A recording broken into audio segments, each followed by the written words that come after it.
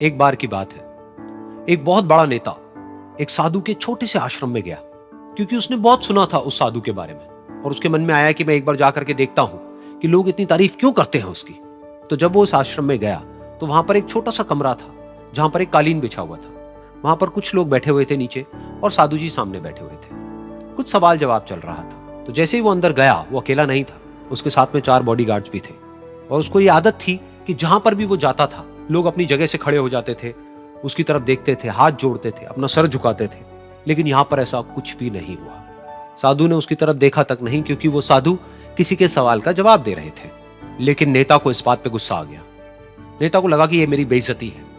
तो उस नेता ने साधु की बात को बीच में ही काटते हुए थोड़ा गुस्से से कहा, मैं आपसे कुछ कहना चाहता हूं। साधु ने उसकी तरफ देखा और बोले, आप थोड़ी देर रुकिए, पहले मैं इनके सवाल का जवाब दे लूं, उसके बाद में मैं आपसे बात करूंगा।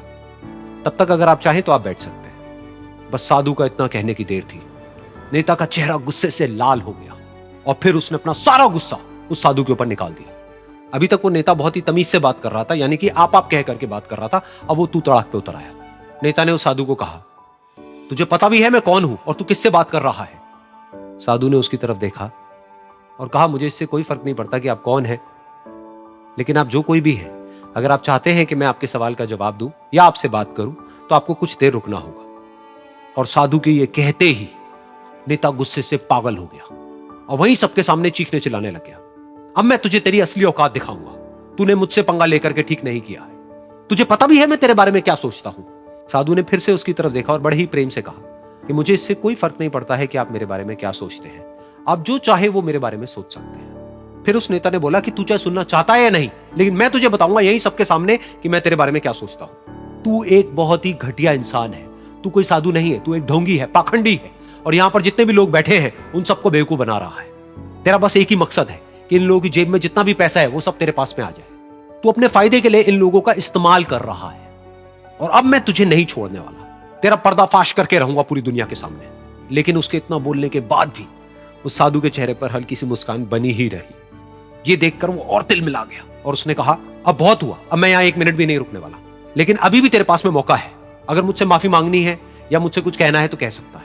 इतना सब होने के बाद भी साधु बिल्कुल शांत था और उनके चेहरे पर एक मुस्कान थी।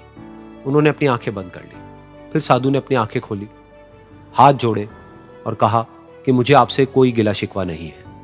मेरे मन में आपके लिए कोई भी गलत ख्याल नहीं है। जो भी आपने मेरे बारे में कहा वो आपकी अपनी सोच थी।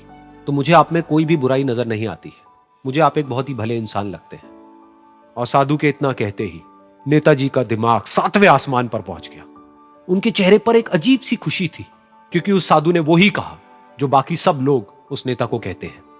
और वो खुशी खुशी उस आश्रम से अपने घर की तरफ चला गया और जा करके अपने पिताजी के साथ में बैठ गया।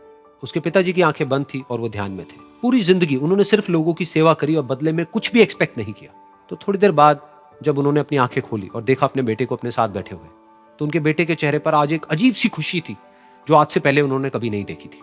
फिर उसने एक एक करके सब कुछ बताया कि आज क्या हुआ, किस तरह से वो आश्रम गया, वहां पर क्या हुआ, उसने क्या कहा, उन्होंने क्या कहा।